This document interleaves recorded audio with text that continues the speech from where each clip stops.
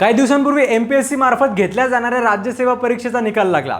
सोलापूर जिल्ह्यातल्या विजय लामकाने हा राज्यात पहिला आला, तर मुलींमध्ये राज्यात पहिली आली ती याच सोलापूर जिल्ह्यातली आरती जाधव।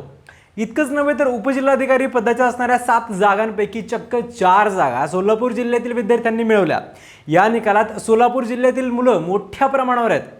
इतकंच नाही तर सोलापूर जिल्ह्यात एक गाव असंही आहे ज्याला अधिकाऱ्यांचं गाव म्हटलं जातं।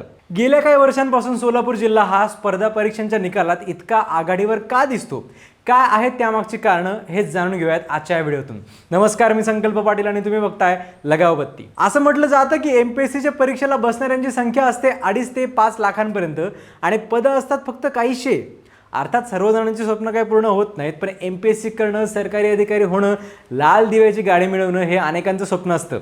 लहानपणापासूनच काही जण ती स्वप्न पाहतात आणि पदवीचं शिक्षण पूर्ण होण्याच्याही बऱ्याच आधीपासून ते अभ्यासाला लागलेले असतात। एमपीएससीचे निकाल लागल्यावर आपल्याला त्यात दुसरं कोण आलं, पहिलं कोण आलं हे पेपरात वाचायला मिळतंच, पण गेल्या काही वर्षांपासूनच्या संपूर्ण निकालावर एक नजर टाकली तर असं दिसेल की जास्तीत जास्त मुलं ही सोलापूर जिल्ह्यातली आहेत। याला काही कारण आहेत। पहिलं म्हणजे सोलापूर जिल्हा हा बराचसा दुष्काळी आहे, त्यामुळे शेतीवर अवलंबून राहणं इथं फायद्याचं नाहीये। म्हणावा असा रोजगार इथे नाहीये, त्यामुळे अनेक लोक हे गाव सोडून नोकरी शिक्षणासाठी शहरात गेलेले आहेत।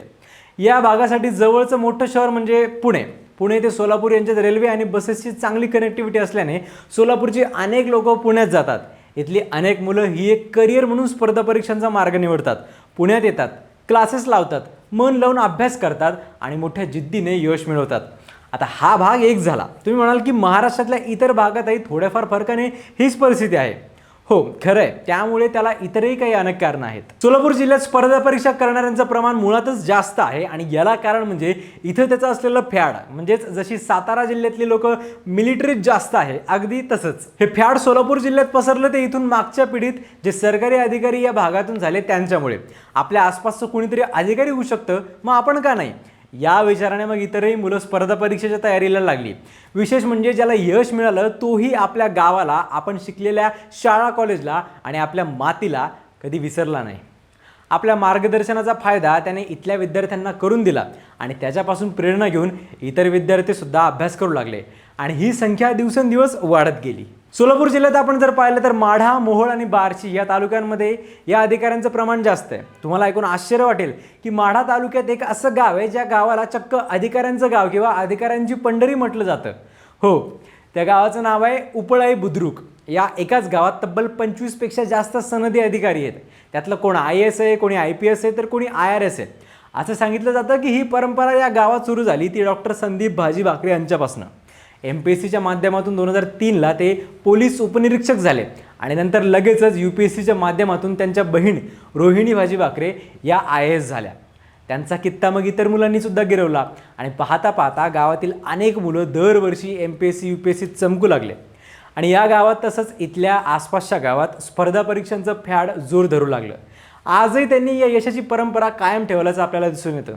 तसंच सोलापूर जिल्ह्यात अनेक महाविद्यालयांमध्ये स्पर्धा परीक्षांच्या तयारीची केंद्र सुरू झाली। तशी मोठ्या प्रमाणावर मुलं स्पर्धा परीक्षांचा अभ्यास काय इथंच करत नाही, तर ती करतात पुण्याला जाऊन। मग पुण्यातल्याही काही नामवंत क्लासेसनी आपली केंद्र इथे सुरू केली आणि मग काही विद्यार्थी इथे राहूनही अभ्यास करू लागले। इथली महाविद्यालय अजून एक विशेष गोष्ट करतात, ते म्हणजे आपल्या महाविद्यालयाचे जे विद्यार्थी सरकारी अधिकारी झाले अशा माजी विद्यार्थ्यांचे फोटो कायमस्वरूपी बोर्डावर लावणं।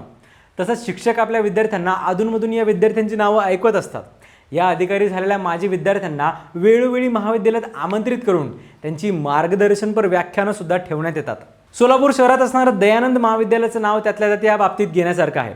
अनेक सरकारी अधिकारी या महाविद्यालयाने आजवर महाराष्ट्राला दिलेले आहेत। तर अशा या अनेक कारणांनी स्पर्धा परीक्षा करणाऱ्यांचं आणि त्यात यश मिळवणाऱ्यांचं प्रमाण वाढलं आणि याच सोलापूर जिल्ह्याने अनेक चांगले सरकारी अधिकारी हे फक्त महाराष्ट्रालाच नाही तर देशाला सुद्धा दिले। बाकी तुम्हाला याबाबत काय वाटतं कमेंट्समध्ये नक्की सांगा आणि तुमच्या सोलापूरकर मित्रांना हा व्हिडिओ नक्की शेअर करा। अशाच माहितीसाठी लगाव बत्तीला सबस्क्राईब करायला विसरू नका।